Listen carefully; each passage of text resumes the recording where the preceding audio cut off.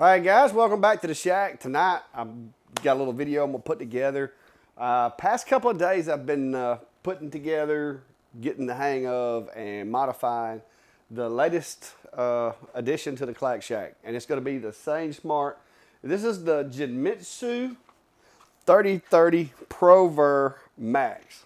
That's a mouthful, but the short and simple to it, guys, this is a spindle CNC.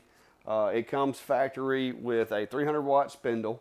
It does have an air assist tube, which is pretty handy if you got shop air that you can connect it to. Has a 300 by 300 workspace, and this one's a little different than a lot of them that you see, being that the workpiece is actually moves with the X and Y axis because it has a fixed platform in the bottom. So if that's something that you're interested in, stick around and we're gonna go over this guy.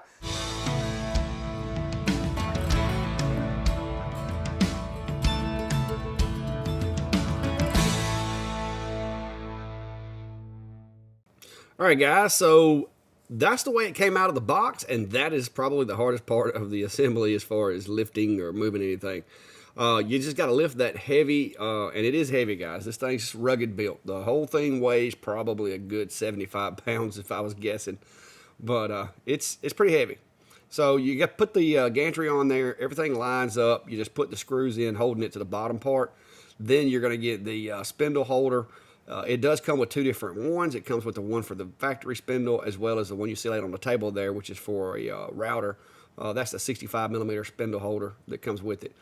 The one thing that you're going to want to pay attention to is that thing's really tight. So when you're putting it on there, just make sure that you get it adjusted to where you want it, and also make sure you put those wires on the right side, because I had to go back and loosen this thing up again once I got it on there and realized I wanted to move the wires around. So yeah, that's something you're going to need to pay attention to. I did check to see if everything was square after I got it put together, and it looked good, guys. I mean, operational for sure. The way it's built, I don't see how it could get very out of square unless something really bad happened. It's very thick. This is a little air assist tube. It's a flexible tube with a 1/4 inch connector at the top of it. It is the same size as what I use typically with my lasers, and it actually works pretty well. I'd never used air assist on a CNC until using this machine. I spent more time trying to adjust that thing to get it to where I wanted it than I probably should have, because I ended up moving it at the end anyway. So just stick that thing on there and wait till you get it started running before you try to get it perfect. That was my mistake. The next thing is there's a little bracket that goes on to the side of the machine for the controller. Take my advice, guys. Plug that thing in. Go ahead and tighten those little retention the screws up on the back of it, and then mount it. Don't try mounting the thing and then putting the screws and mounting it to the machine, because I did that and had to take it back off because I couldn't get under there and get to the clip really well. So once you get that done, guys, it's basically plugging wires in, making sure everything goes where it needs to go. The book does do a good job of explaining the steps. It's not likely that you're going to need the book a whole lot, though. It's pretty self-explanatory. And like I said, run around it with some cable ties and get everything managed up. You are going to want to make sure that wherever you put the cables, be mindful that that bed is going to be sliding back and forth. So if you don't do it exactly the way the illustrations say, then just be mindful that that bottom plate, as it slides back and forth, could hit some of your wires. Now, the only part of this build that I really had a problem with is this little holder right here. It was really brittle, and one of the little things broke off of it when I was trying to put the wires in there, and it wasn't keeping a good connection. So you can see there, I'm trying to put that little thing back in the hole, but it just didn't work. So I wound up scrapping that, guys, and going with a couple of wire nuts. I could probably order me a little bit better clamping system for those wires, but wire nuts worked fine. It's DC current, and if I do want to swap the spindle out, it'll be easy enough. But all in all, it went together. Here, I had it running with the little connector, and it wasn't until I started engraving with it that I found that because I broke that little leg off, it wasn't going to get tight enough to hold adequately. So I had to do a little more adjusting because I want to get my wires around so that as the Z-axis goes up and down, it wouldn't pinch those or put them in too much of a bind. But all in all, easy build, really quick, and as you can see, I've got the machine working. So let's move over and start making some chips with this thing. All right, guys, so I passed on the software that comes with the machine, and I'll be using easel for this testing. And reason being, I've gotten used to using easel with the other Sainsmart 4040 Pro that I have, and I just like the software. This is an SVG of my logo that I brought in from Lightburn, and I'm just going to set that to do a cutout. And you can see I've got the dimensions of my piece of material I plan to use loaded into the software. Setting all the settings up, making sure I've got everything the way it needs to be, and we're fixing to get some wood loaded onto the 3030 and get it to work. All right, guys, so little waiver, that spoil board you see in the video does not come with the machine. I got spoiled by using my 4040 Pro, and this machine comes with a steel base with the screw holes in it. So I had to take a little time and go over to the lasers. I designed me a file in Lightburn to create that and cut it out of a piece of 1/4 inch MDF and just made my own spoil board there. Here I'm going to be using a piece of oak, and I'm using some carpenter's tape, and I'll drop links down below if you're interested in the tape, but it comes in really handy rather than trying to use clamps, especially if you're like me and have a phobia that you're going to run into one of those clamps with the spindle. It's a lot safer this way. Some folks say that they have problems with gumming if you cut through the tape, but so far I haven't had any issues with that. I have hit the tape before and didn't have any problems from it. So, you know, just beware, but I still use it. It's very, very nice to be able to just stick that down there, do my cutting, and then go back later and just kind of pop it off of there. All right, guys, a few final checks, just making sure that I have my settings the way I want them, and just kind of show you how this works here. I do have it set to MDF on my material, but changed it over to hard maple just to get a better look at it. I didn't like the appearance of the way it looked with the MDF because this is technically oak. So these are the steps. It just kind of walks you through. I'm doing the rough and pass first. I do have that bit installed. And guys, with easel, it's pretty easy. Like I said, it says raise the bit. When you click turn on the spindle, it will in fact turn the spindle on. You just confirm it and then hit carve. And the machine just kind of takes it from there once it receives the file. And this takes a little while because, like I said, guys, I'm not an expert at all of the power settings and feed rates for this machine. I just got through putting it together. But, you know, all in all, I think we're going to get a good project out of it. So let's stick around and see. All right, guys, so this is a rough and pass, and I'm running this rough and pass with just a flat end mill, and I'm running this way faster than the machine actually moves, but you guys wouldn't want to stick around and watch. But the machine basically is going to take this smaller bit and go around and get all the bulk of the material out that it can with this smaller bit before we go back and refine it with the V-shaped bit. I'll end up running a 30-degree V-shaped 1/8 inch bit to do the final work on this thing.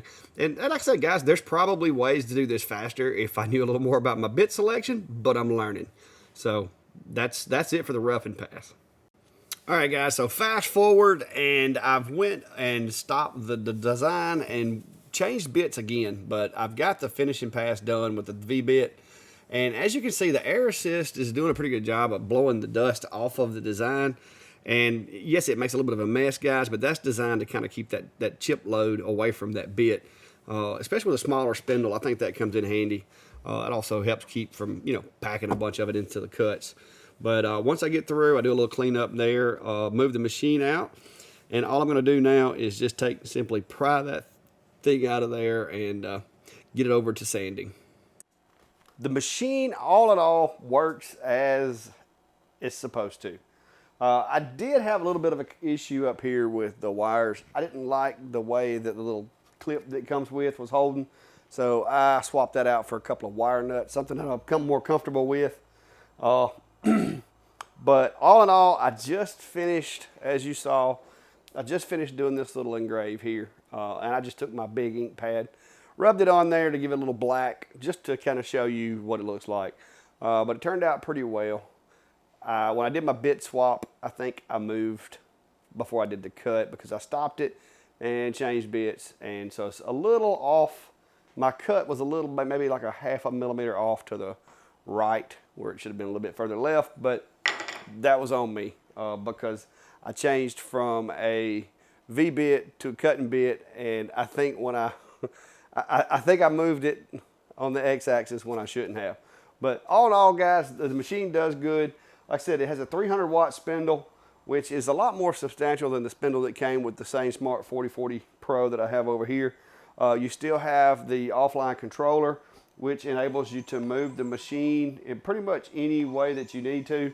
That's really handy when you're running it with easel, because you have to get the machine lined up to the corner of the material or to a pre-designated spot to do your cut, and that just makes it easier to make those fine-tune adjustments here. You don't have to have a keyboard or a controller or anything like that connected to your computer. Now, you will notice that with mine, it now has a 1/4-inch MDF spoil board, and I'm leaving this material attached to it, guys, because I'm gonna run a couple more jobs, a couple more cuts with it to play. I did a couple of engraves, just clamping stuff down with the way that the bed was before, but today I wanted to do a cut with it, and it has a metal bed from the factory. It does not have this 1/4-inch piece of MDF that's on there. That piece of 1/4-inch MDF started off as a laser cut file. I made me a couple of them out of 1/8-inch underlayment just to test to make sure I had the file laid out right. Once I got the file correct, I stuck a piece of wood over in a 30-watt laser, cut myself a piece of 1/4-inch MDF to use to have a spoil board, but still be able to access those holes to screw stuff to the bed. And with this machine, it's a sort of a smaller machine, so I went with the 1/4-inch MDF because hopefully I will not be off by 1/4 of an inch or more as far as doing cuts. The one that I did just now, I didn't even scar my spoil board, so that's a plus. That little bit of gap that I get from using the tape was just enough to prevent me from even scratching my spoil board. So awesome there. That also lets me know that the machine is flat and is consistent all the way across, because if it wasn't, it would be cut on one side and not on the other, or vice versa. So I do have a file for spoil board if you end up getting one of these 3030s, and but it's really handy to have, because then you can cut without having to worry about hitting this metal plate down here. I don't understand why they didn't ship it with one, but all you got to do is cut it out, guys. I use, I think it's X-Fasten is the name of the tape that I use. This is it, X-Fasten. I use it to not only hold my spoil board to the machine, but also to hold my material to the spoil board. It works really good. I've heard some folks say that some of this stuff leaves residue. Haven't had that problem with this so far. It's also really good if you're doing some stuff to where you want to mount something to the, like the wall in your shop or something. Works good for that too. And you can remove it and it doesn't leave a mark. So I ran that one for the engrave, if I can get it to stop focusing on me. But that's real sharp. But I ran that one as my finishing pass on this. But as far as my roughing pass, I ran the just a little flat nose, 3mm flat end mills. I got a whole pack of those guys. So I ran one of those to do the cut and to do my roughing with, and then I switched over to the 30° for the finishing, and it turned out pretty well. So all in all, guys, basic principles. A few things that you'll notice about this one that's different. It does have limit switches in the front and back. I mean, every direction is limit switched. It has thumb adjustments here that you can use to move the module up and down. You've got your Y adjustment here, and X is over here for fine tuning. But you can also, of course, use the controller to perform any of those functions. Also, this one shows that it is compatible with the fourth axis that I just showed y'all guys a few days ago. And that's another option to where you can engrave round objects, such as what I did in that video with these guys. So there's a whole other video on the fourth axis. We're not going to touch on that today, but I just want to show you the machine. Altogether, it's built really well. Now, I will say this thing's heavy. You're not going to want to be carrying it around everywhere. It's really thick. It's really robust. It's sturdy. Matter of fact, it's sturdier than the 4040 as far as the gantry and not moving and being able to hold a larger, more powerful router. This machine also shipped with a 65mm spindle adapter, which is what you would need for a Makita router. I can't find a 69 for this machine, but I do know they make it because it's the same spindle holder as the 4040. So we'll see. Right now, I'm enjoying this small machine with a small spindle because it's really quiet. With it running and everything, it's not loud at all. All right, guys, so that's going to do it for tonight. And like I said, if you're interested in the machine, make sure I get it right. It's the 3030 PROVer MAX CNC router kit. It's called it a kit. Not sure why. But anyway, if you're looking at getting into CNCs and you want something small, this might be something that you'd be interested in. I could see where this machine would be really handy for acrylic. It does have a roughly 12-inch work area, so 8x12 sheets of clear acrylic would probably go well for this machine. So I look to, as Christmas gets nearer and nearer, and I start messing with Christmas ornaments, I'm looking for a couple of ornament ideas for this machine. I've already got files that I built for the lasers, and I'm thinking I may have to try engraving a couple of pieces of acrylic on the machine to see how it does, but that'll be in a future video as we start getting geared up for Christmas as it's coming up on us. So stay tuned for that. If you hadn't already, guys, hit the subscribe button down below. You never know what kind of content's going to come out of here. I'm always looking for ways to make money with the machines. This little guy is adding another CNC to the mix. So that means that this Christmas I could be running multiple lasers and multiple CNCs. That's going to help increase the amount of revenue I can generate in an hour, which is always a good thing. And it doesn't take up a whole lot of room. So if you're wanting to get into CNCs and you want something that you can actually carve with in a reasonable amount of time, that doesn't take up a whole lot of room, but is rugged, it seems to be pretty rugged so far, and I'll keep you posted as we progress with it. But I want to say thanks to Sainsmart for sending it out to me to try out and add to the shack here, to the arsenal. And as always, there'll be links down below. If you're interested, go click on those links. I'll also share some of the supplies, tools, bits, and stuff like that that you saw in the video today, in case you're wanting to get into this and need to know where to find those things. So until next time, guys, be safe and have a good day.